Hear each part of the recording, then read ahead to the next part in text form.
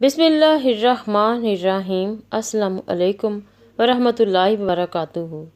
دنیا کا سب سے خوبصورت پودا خلوص کا ہے، جو زمین میں نہیں دلوں میں اگتا ہے، اور جہاں خلوص اور احساس کے رشتے موجود ہوں وہاں پھول موسموں کے محتاج نہیں ہوتے۔ اللہ پاک سب کی زندگی میں ہمیشہ پیار، محبت اور خلوص کے پھول کھلائے رکھیں، آمین۔ نبی کریم صلی اللہ علیہ وآلہ وسلم نے فرمایا، جس شخص نے مومن ہو کے محض رب سے اجر پانے کے لیے ماہ رمضان کے روزے رکھے اور راتوں کو قیام کیا، اس کے پچھلے سب گناہ معاف ہو جاتے ہیں۔ نبی کریم صلی اللہ علیہ وآلہ وسلم نے فرمایا، سحری کھانے والوں پر خدا اور اس کے فرشتے رحمت بھیجتے ہیں۔ روزہ افطار کرانے والے کا ثواب۔ نبی کریم صلی اللہ علیہ وآلہ وسلم نے حضرت سعد بن معاذ رضی اللہ تعالیٰ عنہ کے پاس افطار کیا اور فرمایا، تمہارے پاس روزہ رکھنے والوں نے افطار کیا اور تمہارا کھانا نیک لوگوں نے کھایا اور تمہارے لیے فرشتوں نے دعا کی۔ رمضان المبارک میں عمرہ کرنا۔ نبی کریم صلی اللہ علیہ وآلہ وسلم نے فرمایا، رمضان المبارک میں عمرہ کرنے کا ثواب ایک حج کرنے کے برابر ہوتا ہے۔ رمضان المبارک میں زیادہ دیر سونا۔ روزہ دار کے لیے سنت یہ ہے کہ دن کے وقت زیادہ دیر نہ سوئے بلکہ جاگتا رہے، تاکہ بھوک اور ضعف یعنی کمزوری کا اثر محسوس ہو۔ اگرچہ افضل کم سونا ہی ہے، پھر بھی اگر ضروری عبادت کے علاوہ کوئی شخص سویا رہے تو گناہ گار نہ ہوگا۔ ماہ رمضان میں افطار۔ جو ماہ رمضان میں روزہ دار کو افطار کرائے اس کے گناہوں کے لیے مغفرت ہے اور اس کی گردن آگ سے آزاد کر دی جائے گی۔ خوش قسمت ہیں وہ لوگ جنہیں یہ رمضان بھی نصیب ہوا، اور اس سے بھی زیادہ خوش نصیب ہیں وہ جو اپنے رب کو راضی کر لیں گے۔ کہاں ساری زندگی کے گناہ اور کہاں صرف 30 دن میں بخشش۔ کون دیتا ہے اتنا بڑا پیکج سوائے اللہ پاک کے۔ آخری عشرے میں عبادت کے لیے زیادہ محنت کرنی چاہیے۔ حضرت عائشہ رضی اللہ تعالیٰ عنہا سے مروی ہے کہ جب رمضان کا آخری دھاگا شروع ہو جاتا تو نبی کریم صلی اللہ علیہ وآلہ وسلم اپنی کمر کس لیتے، رات بھر جاگتے رہتے اور اپنی بیوی کو بھی جگاتے۔ نبی کریم صلی اللہ علیہ وآلہ وسلم آخری عشرے میں اتنی محنت کرتے کہ جتنی دوسرے دنوں میں نہ کرتے۔ باب الریان۔ فرمان مصطفیٰ صلی اللہ علیہ وآلہ وسلم، بے شک جنت میں ایک دروازہ ہے جس کا نام ریان ہے، اس دروازے سے صرف روزہ دار داخل ہوں گے، ان کے سوا کوئی داخل نہ ہو سکے گا۔ جب دوسرے لوگ اس میں داخل ہونے کی کوشش کریں گے تو یہ دروازہ بند ہو جائے گا اور وہ اس میں داخل نہ ہو سکیں گے۔ روزے جتنے بھی مشکل کیوں نہ ہوں، رمضان کا اختتام بہت اداس کر دیتا ہے۔ سحری کی رونق، افطاری کی برکت، عبادتوں کا مزہ، سب رمضان کی ہی تو دولت ہے۔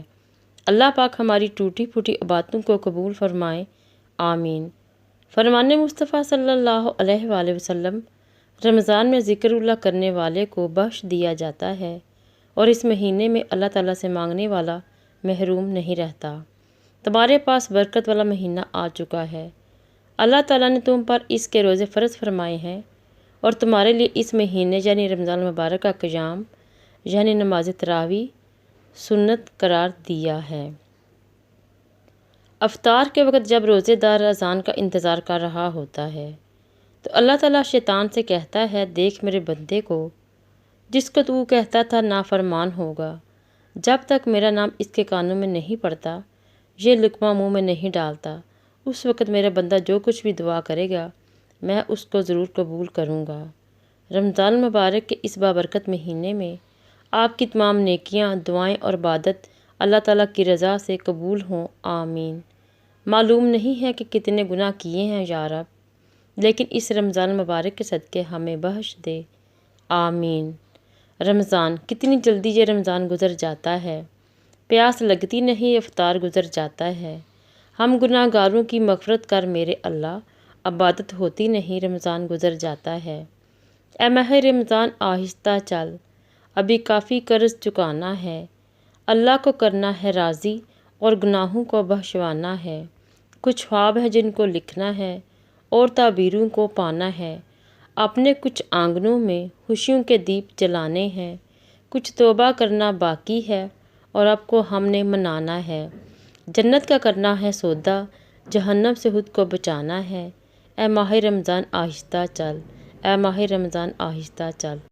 جو عبادات اخلاق اور کردار پر اثر انداز نہ ہو سکیں وہ مشقت کے سوا کچھ نہیں۔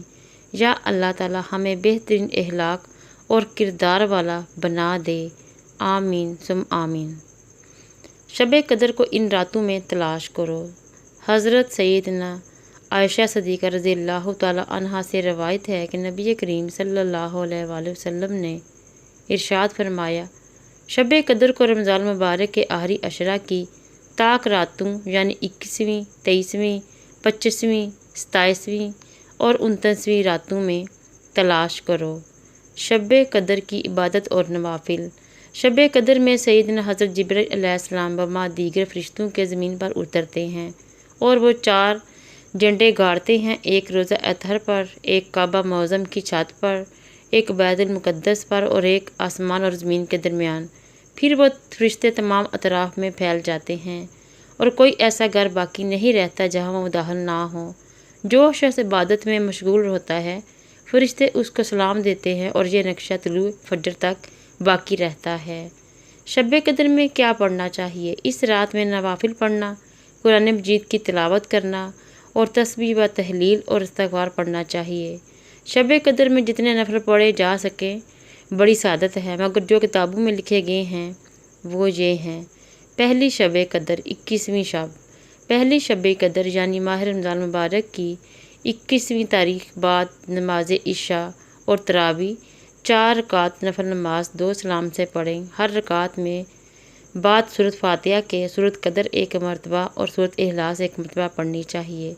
فضیلت: بعد سلام 70 مرتبہ درود شریف پڑھیں۔ انشاءاللہ تعالیٰ اس نفل نماز کے پڑھنے والے کے حق میں فرشتے مغفرت کی دعا کریں گے۔ دوسری شب قدر 23ویں شب۔ 23ویں شب قدر کو بعد نماز عشاء اور تراویح 1 مرتبہ سورۃ یاسین اور سورۃ رحمان کا 1 مرتبہ پڑھنا بے حد افضل ہے۔